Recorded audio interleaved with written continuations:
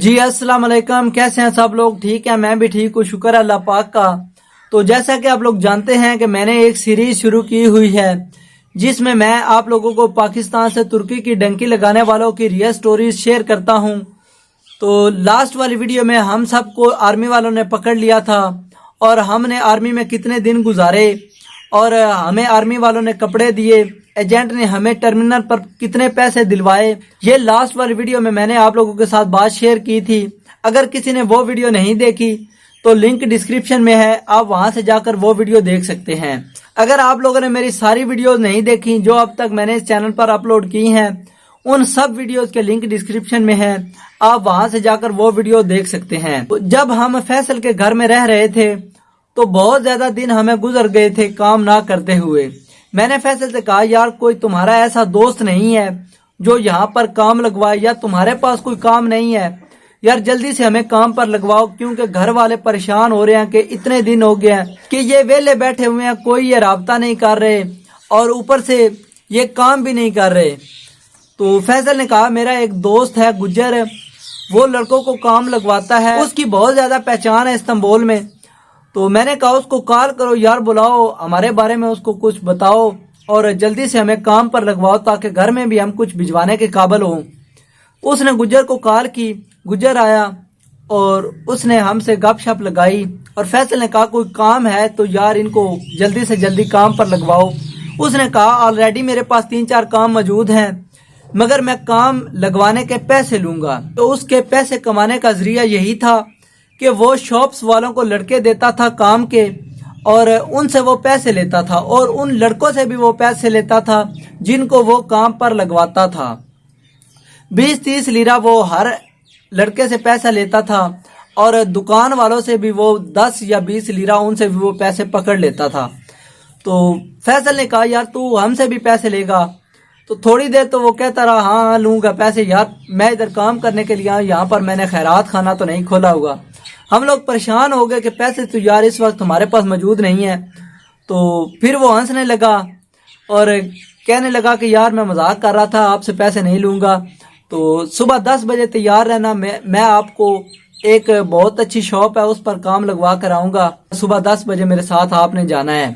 हसन ने कहा कि सबसे पहले तुम काम पर जाओ और देखो कि इस्तांबुल के क्या हालात हैं, क्योंकि वो नर्वस हो जाता था बाहर निकलने पर। ना तो उसको तुर्किश आती थी ना उसको इंग्लिश आती थी, मतलब वो उर्दू का कारीगर था, पंजाबी वो बोल लेता था। तो मैंने कहा ठीक है। फिर वो मुझे गुज्जर सुबह 10 बजे अपने साथ लेकर गया और आप यकीन करें उसका मार्केट में बहुत ज्यादा नाम था, जो बंदा भी उसको देखता था उसको सलाम करता था।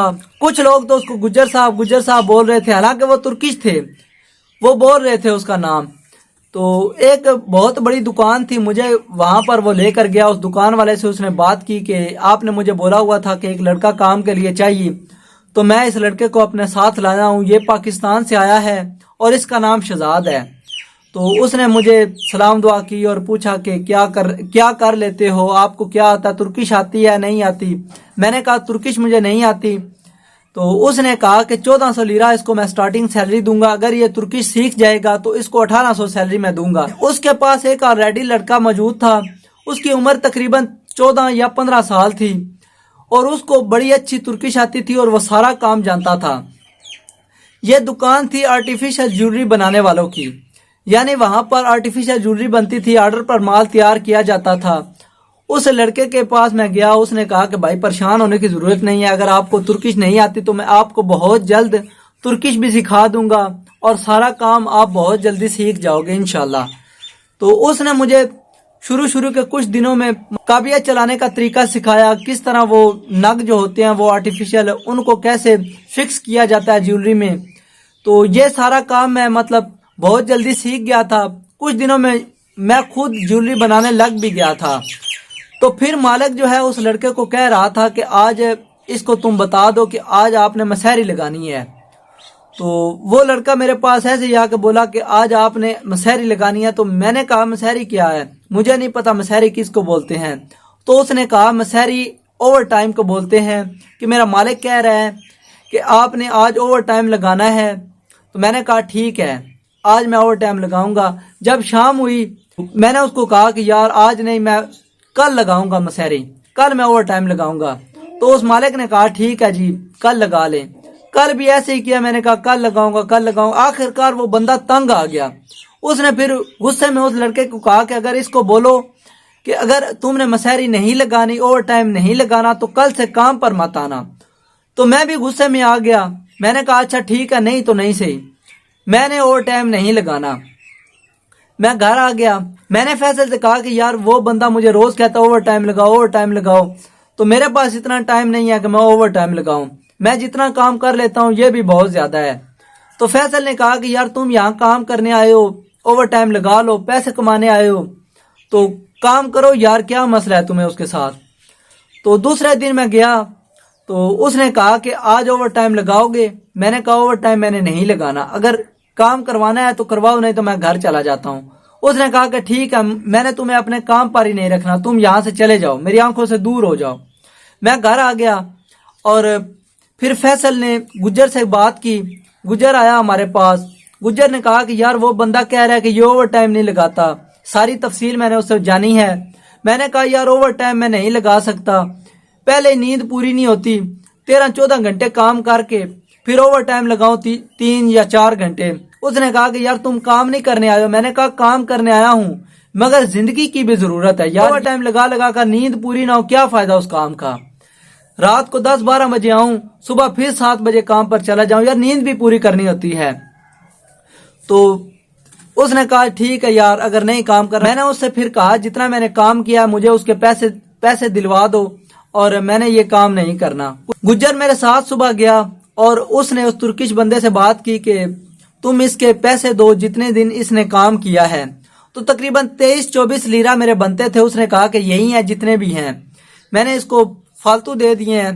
बहरहाल ठीक है, मैंने इसको अभी काम पर नहीं रखना। फिर कुछ दिन जो है मैं फिर फ्री बैठा रहा। फिर गुज्जर ने एक काम ढूंढा, वो हसन के लिए था, और हसन आज भी वहीं पर काम कर रहा है। वो खराद वाली एक दुकान थी, हसन आज भी वहां पर काम कर रहा है और बड़ी अच्छी अर्निंग कर रहा है। तो कुछ दिन जो है मैं फ्री बैठा रहा। फिर गुज्जर के पास एक काम आया। उस दुकान पर वेल्डिंग का काम था, और वेल्डिंग का काम मैं जानता था। वेल्डिंग का काम जो है मैं बड़ी अच्छी तरह जानता था। मैं 2-3 साल पाकिस्तान में वेल्डिंग का काम सीखता रहा हूँ, और पाकिस्तान से ये काम सीख कर ही मैं तुर्की गया था। तो वहां पर मैं बहुत अच्छा काम कर रहा था। गेट ग्रिलें वहां पर बनती थी, बहुत बड़े बड़े गेट वहां पर बनते थे। आप यकीन करें 10-10, 20-20 फुट का गेट बनता था। और मैंने वहां पर काम किया, और वहां पर मेरी बहुत अच्छी सैलरी थी। और मालिक जो था शुरू शुरू में बहुत अच्छा था। कुछ दिन बाद मालिक जो है वो कहने लगा तुम लेट आते हो, जल्दी तुम काम करो। जब भी मैं दुकान पर पहुंचता था तो वैसे घड़ी करता था कि टाइम देखा है, कब पहुंच रहे हो दुकान पर।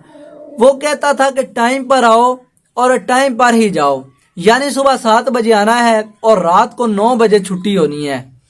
तो मैं तंग आ गया था। एक तो वो वेल्डिंग के लिश्कारे आंखों में पढ़ पढ़ कर ऐसे लगता था नजर कम हो गई है। तो मैं बहुत ज्यादा तंग आ गया था उस काम से। मैंने फिर गुज्जर को कहा कि यार मैंने काम इसके पास नहीं करना, ये बंदे का इखलाक सही नहीं है।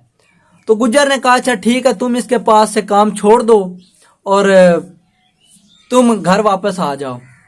तो उस वक्त गुज्जर पाकिस्तान में नहीं आया हुआ था।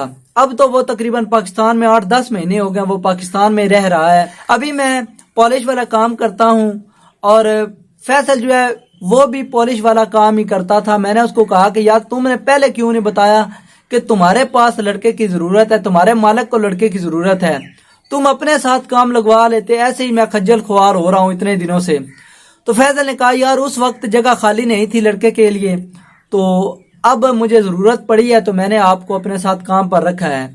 तो इस वक्त अल्हम्दुलिल्लाह मेरी 2500 लीरा तनख्वाह है, और मैं बड़ी अच्छी अर्निंग कर रहा हूँ यहाँ पर। किसी दिन टाइम मिला तो मैं आपको अपनी दुकान का विजिट भी करवाऊंगा।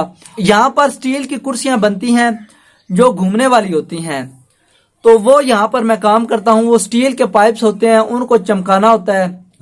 तो अगर आप लोगों ने यहाँ तक वीडियो देखी है तो वीडियो को लाइक कर दें, और मेरी वीडियो उन दोस्तों के साथ शेयर जरूर करें जो लोग डंकी लगाना चाहते हैं, ताकि उनको भी इन रास्ते की मुश्किलात का इल्म हो सके। अगर आप लोगों ने मेरे चैनल को सब्सक्राइब नहीं किया हो तो मेरे चैनल को सब्सक्राइब कर लें, बेल आइकन प्रेस करें ताकि तमाम मालूमाती वीडियोस आप तक बर वक्त पहुंचती रहें। नेक्स्ट वीडियो तक मुझे दें इजाजत, तब तक अपना रखें ख्याल। अल्लाह निगहबान।